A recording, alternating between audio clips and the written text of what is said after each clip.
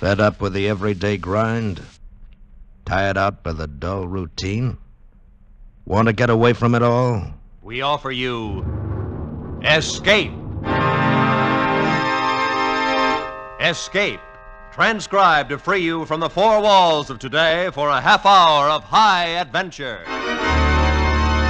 You are flying over the lonely wastes of the Pacific, lost, torn by the fury of a typhoon, your gas running out. And ahead of you is an adventure so strange, so terrifying, that your mind cannot accept it.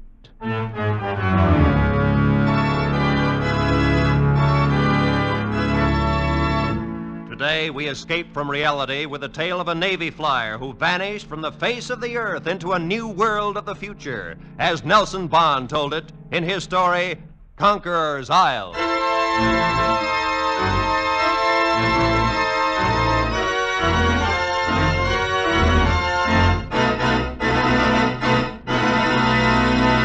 You've got to believe this.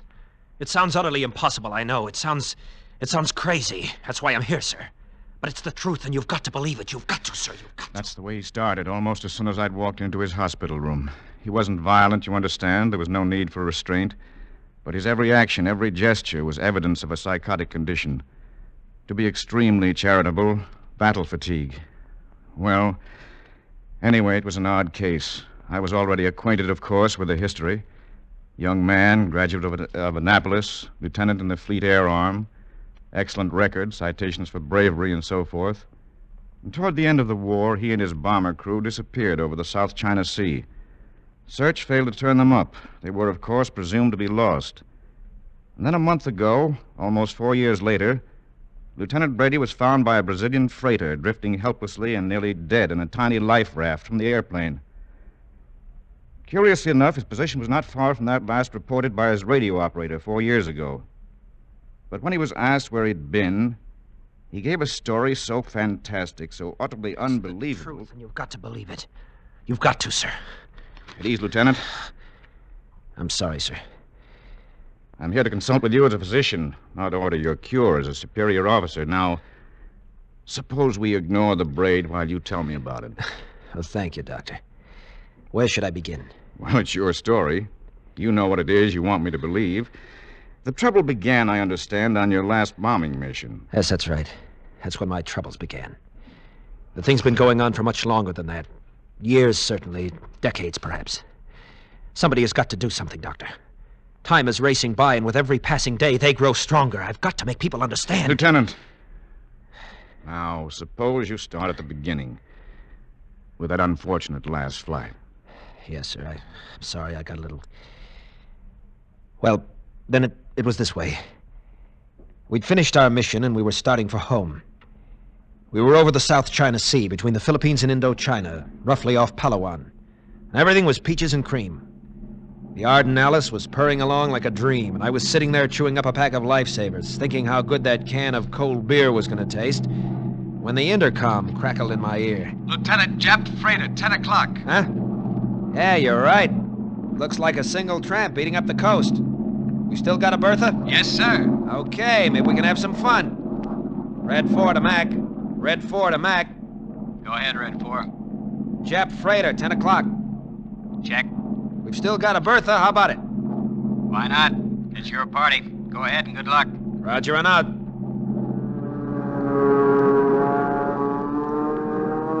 It was as easy as hitting a sitting duck. The long dive, the bomb release, the pull-out, the dull concussion.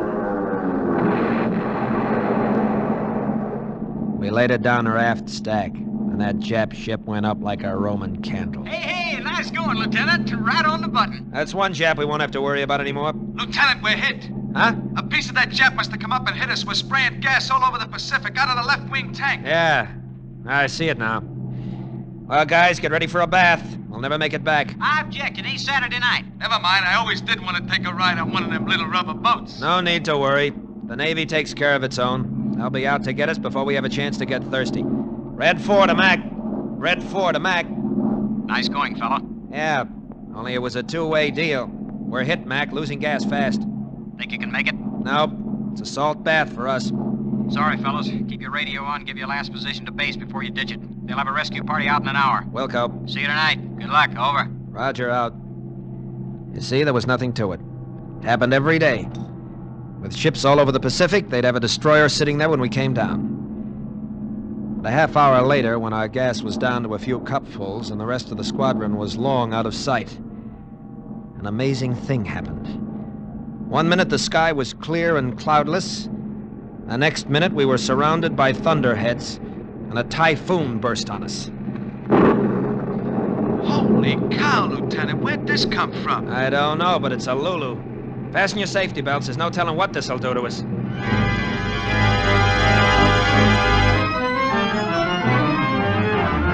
It was a granddaddy typhoon, all right, but it lasted only a few minutes. Then we got out of it as miraculously as we'd come into it. And wonder of wonders, we were directly over a small island. Well, what do you know? Take a look at that sight for sore eyes. Man, oh man, it looks mighty fine to me. What island is it, Lieutenant? I don't know. I don't recognize it. And after the way we got tossed around back there, I haven't any idea of our position. We could be anywhere from the coast of China to the Philippines. Who knows? Who cares? It's dry land. Yeah, just in time. We're out of gas. Hey, Jack, Yeah? see if you can get a fix and radio our position. We're going down.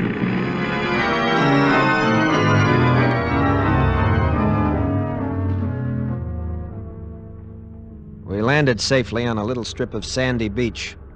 And only after we'd climbed out of the plane did we begin to have any misgivings. What do you think, Skipper? Well, it doesn't look like much, but I don't see anybody. Not a sign of life. I got a good look from topside coming down. There weren't any houses, nothing. still you can't tell. They could be Japs. Or worse. Headhunters, maybe. We'd better stick together, stay close to the plane. Shouldn't be more than a few hours. Oh, yeah, except Hey, what the... Hold it. Hello there. a white man. Hey, what is brother. this? Keep your eyes open. It might be a trap. But he's a white man. He speaks English and he's not armed. No, I don't see any guns. Just the same, watch it. Welcome, gentlemen, welcome. We saw you land, so I hurried out to see if I could be of any assistance. May I introduce myself? I'm Dr. Grove. I'm Lieutenant Brady, and these are my men. Radio man Kavanaugh, my gunner, Sergeant Geller. Hi, It's a pleasure, gentlemen, pleasure. Are any of you in need of medical assistance? No, thanks. We're all okay. Just a little surprised to find anyone here. Well, yes, of course. That can be explained to you later. But right now, you'll be wanting food and rest. Hey, now, a little chow wouldn't be bad. But first, we have to get in touch with our base. Give them our position. Oh, of course, but such things take some time in these primitive areas. Oh, we have a radio on the plane. Did have, Skipper. What? I was just starting to tell you. It went out just before we sighted the island. Must have got wanged up in that storm. Well, can you fix it? I suppose so, if it's nothing serious. I'll tell you better after I have a chance to look at it. Of course, but in the meantime, I hope you'll accept our humble hospitality. We don't have the pleasure of entertaining new guests here often. It'll be good to chat with you all. If you'll follow me, please. How about it, Skipper? Sure. Why not? After the last half hour, we could all use a little relaxation. Very good. Right this way, please. I should have smelled it right then. There was something strange about the whole thing. There were a lot of questions in my mind, but somehow I didn't ask them. Instead, we walked down the jungle path behind Dr. Grove, like lambs to the slaughter. Tom Geller must have had the same misgivings because he whispered in my ear. I don't get it, Skipper. Don't get what, Tom? Where do these guys come from? Where do they hang out? When we were coming in, I made sure to take a good look at this island. There were no houses, no nothing. I don't know. I guess we'll find out soon enough. Yeah. Hey, stop it. Holy cow, will you look at that? Dr. Grove stopped in front of what looked like a big rock. And then we saw it was expertly camouflaged cement with a sliding door. There. Here we are, gentlemen. If you'll be good enough to enter. Enter what? That? Don't be alarmed. It's only an elevator. An elevator? In this jungle?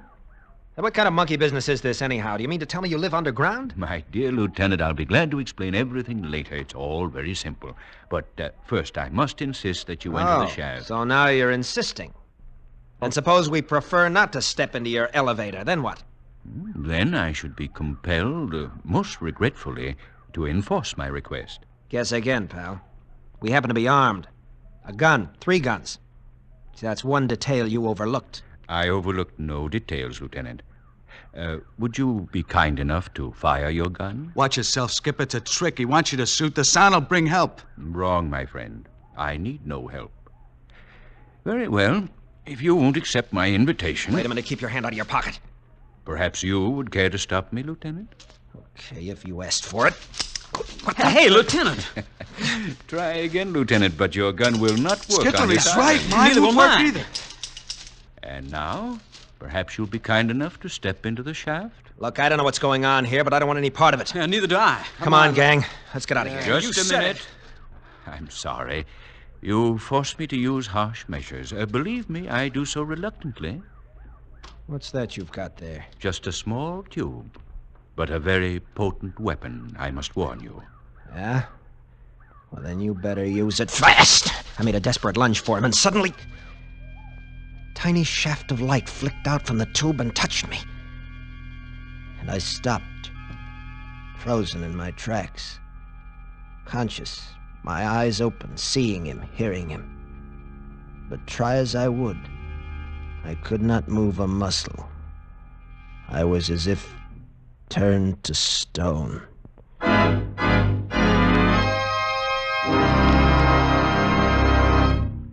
In just a moment, we will return to Escape. But first, both Gangbusters and The Adventures of Philip Marlowe are regular Saturday night features on most of these same CBS network stations. So be listening tonight when they bring you an exceptional, fast-moving, gripping hour of mystery. And now, with our stars, David Ellis, Ted Von Eltz, and Bill Johnstone, we return to the second act of Escape and Conquerors Isle.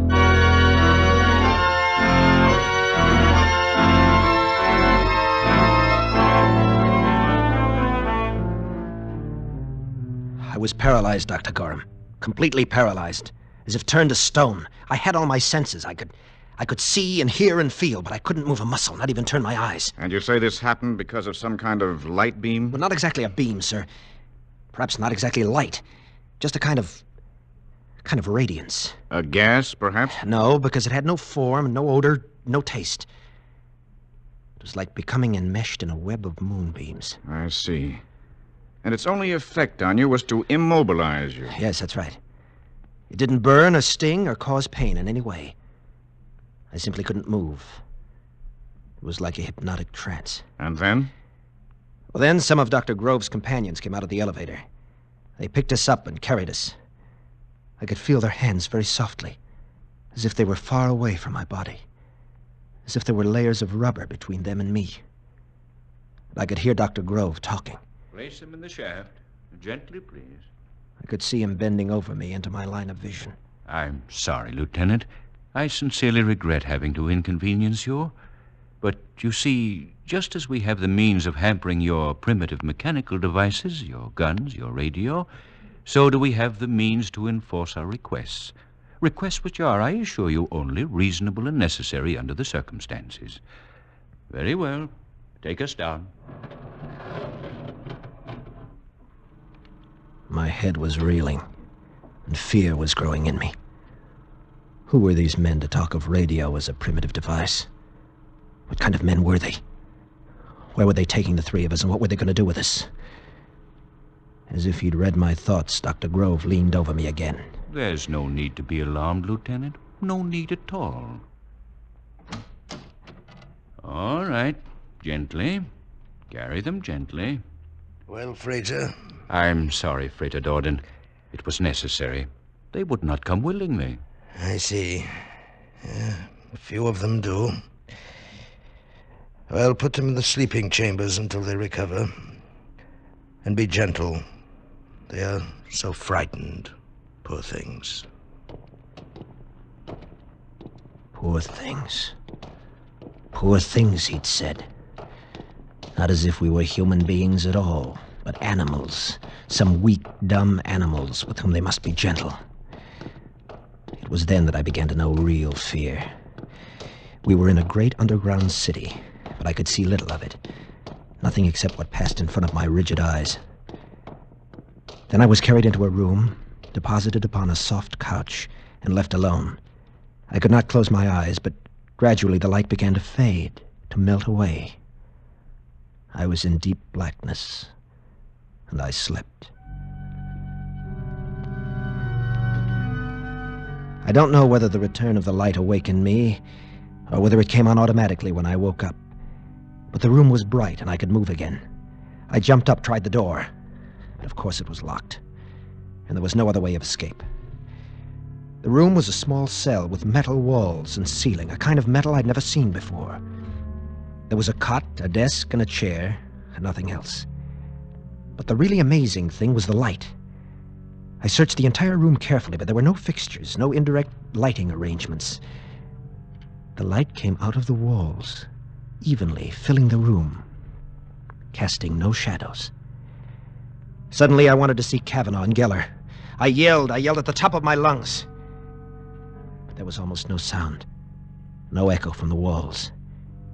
They simply absorbed the sound into utter silence. Then as I stood there, with fear cold in my stomach, I heard a faint sound, a footstep behind me. I whirled around just in time to see Dr. Grove stepping through the wall. You said through the wall, Lieutenant. Of course you mean through the door. Through the wall. Through the wall, sir. The door was in front of me, but Dr. Grove stepped into my cell through the solid metal wall. You realize that what you're saying is impossible. To us it is. To them, nothing is impossible. Nothing. That's why we must act, and act now before it's too late. You must believe me, sir. This is man's last chance. I'll do my best. Perhaps you'd better continue. Now, this Dr. Grove stepped through the wall. Yes. As I'll tell the rest as quickly as I can. I can see that you don't believe me. But someone must, somewhere, sometime, someone must. Lieutenant! Well, as I said, Dr. Grove stepped into my cell through the wall. Suddenly, my panic ended. I looked at him now with awe. And we talked, not as man to man, but as man to a lesser creature. Me. You must not be frightened, Lieutenant. You do not understand how I passed through a wall which to you seemed solid. And not understanding, you feared. But Yet there is nothing supernatural or fearful about what I did. Any of us can do it at will. You see, there is no such thing as a solid in this world of relativity. We know that there is plenty of room for the molecules of our bodies to pass between the molecules of those walls. We simply make a necessary mental adjustment and walk where we will. It is an ability as basic to us as breathing to a person like you. what kind of men are you? You have been educated, studied Darwin. You know the facts of evolution. You know how man has progressed through various stages from the primitive savagery of the Neanderthal man. Well, yes, Obviously, this process can and will continue. To suppose that the evolution of man is complete with you is a mistake of conceit. You mean you are the next stage? Exactly. You have heard of the process of mutation, perhaps. How suddenly a white rose is produced of a family of red roses, and from then on produces only white descendants? Yes. So have we been evolved, as mutants, infinitely superior to our parents and our fellow men, knowing by instinct right from birth what you must study years to learn, your most difficult physics and mathematics, our ABCs, our studies far beyond your understanding. Are there many of you? Yes. You see, the process has been going on for many years. Hundreds, thousands more come to us every year from all over the world, drawn here by telepathic message, where we have isolation to study, learn, build, prepare ourselves. Prepare? Prepare for what? For the task ahead. Obviously, when we are ready, when we are numerous enough to fill all the necessary positions, our superior intelligence must shape a new world. Take over the world? Obviously. And you will destroy man? How little you understand us.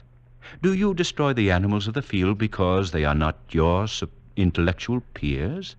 Our obligation is to keep and protect you, to act as your friendly guardians in a world which will be strange to you and frightening, as my walking through the wall was frightening to you. I see. Yes, I see. Then what is your plan? Rather say, nature's plan. And the answer to that lies in history. What became of the anthropoids, the cavemen? They died out. Civilization passed them by. They fell before the onrush of higher forms of life. Even so. Even so. But I give you our pledge that we will be kind. We will be kind. And then he took me out into that great underground city, through its corridors and great halls and laboratories and shops. Took me among the thousands of his fellow men. There I saw marvels of which I could talk for hours. There were... But they would be beyond your comprehension as they were beyond mine. You wouldn't believe me, and so I won't bother to tell you. Then I met others like us, some 200 captive cattle, people who had stumbled onto this island as I had. There were famous names among them. A famous author whose ship disappeared in the Pacific years ago. A big game hunter. A famous aviatrix for whom a dozen fleets had sought in vain. All of us, prisoners. We were treated with great kindness, made comfortable, relatively happy. We were their pets, you see. Their dumb animal pets.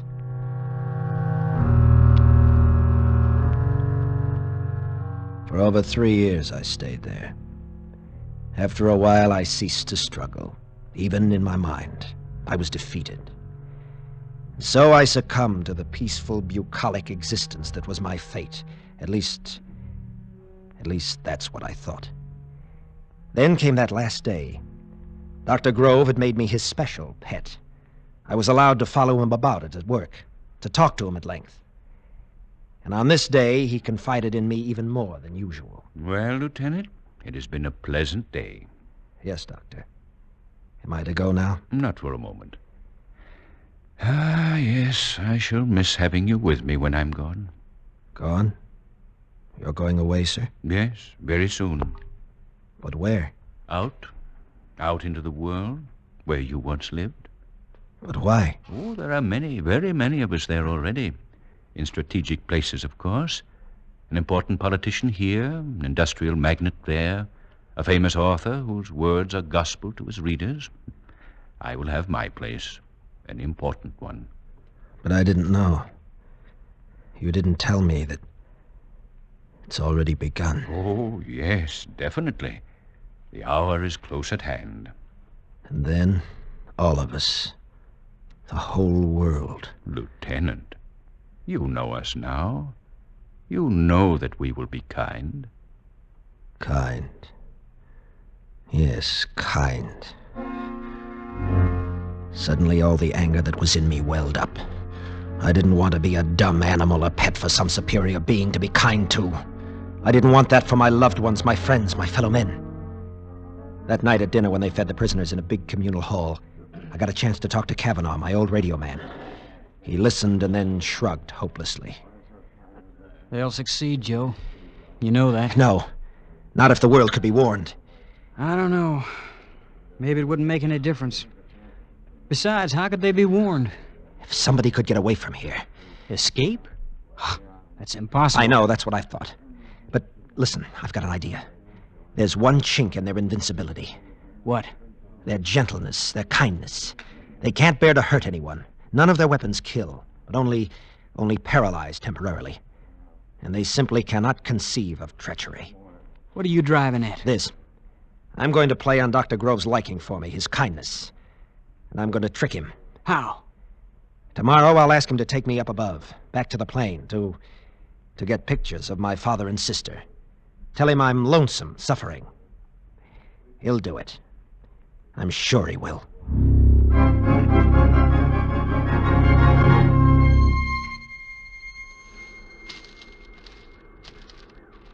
It's very kind of you, Dr. Grove, to do this for me. Oh, not at all, Lieutenant.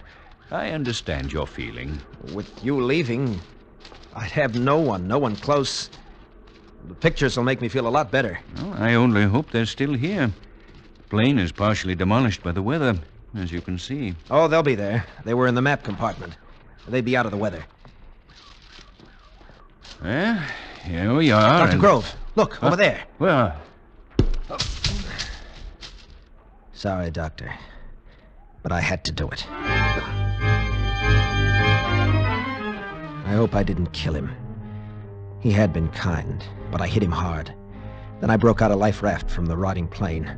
I was almost afraid to look at it, but it was okay, even complete with supplies, 4 years old. I ripped the valve and threw it into the water. In 5 minutes, I was out beyond the breakers.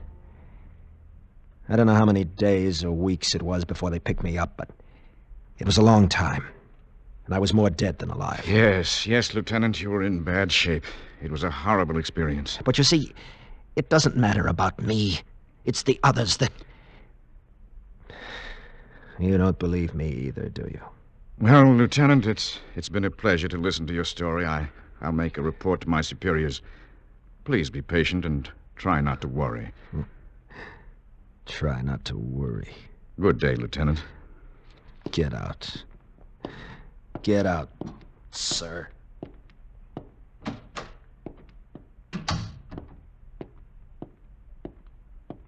Oh, there, Commander Gorham. You've talked to him? What's the verdict? A clear case of persecution mania. An amazing form. I've never heard a tale more complete and logical, but Yes, I know what you mean. Well, do what you can for him. I'm afraid he's going to be here for a long time. Perhaps for as long as he lives. Turned loose, he might be dangerous. That's too bad. Nice boy, too. But floating for 4 weeks on a life raft, and heaven knows what before that, it sure does things to a man. Well, Doctor, how about lunch? No, thanks. I've got to run along. I have to turn in my report and recommendation on this case. Oh, of course. Well, I'll see you later. I watched the man disappear down the hall. I stood there for a moment lost in thought, seeing the face of that boy in there. It was hard to know how best to be kind to a boy like that, but I roused myself. I had much to do. So much. And if I went down through the lobby of the hospital, some fool would surely delay me, get me into a long-winded discussion, and I didn't feel a bit like talking. I wanted to get out of this place and forward my report that this Brady case was closed, that there'd be no more trouble from this source. My car was just outside on the street. There was no one in sight in the corridor, so I turned and quietly walked through the wall.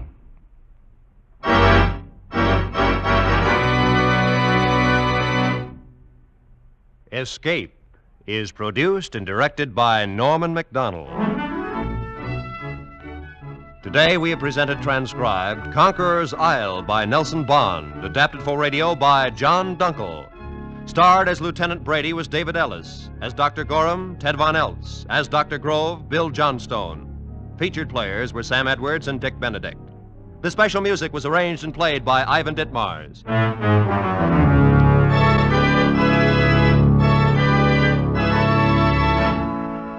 Be sure and be with us again next week at this same time, when we will bring you another great story of mystery and intrigue by one of the world's outstanding authors of high adventure, as CBS again presents Escape.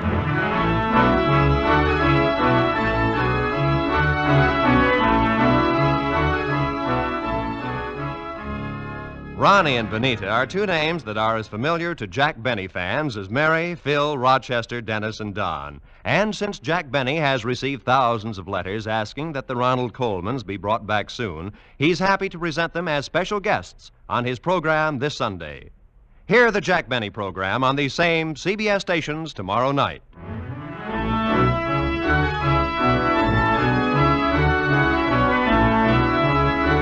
This is Roy Rowan speaking for CBS, the Columbia Broadcasting System.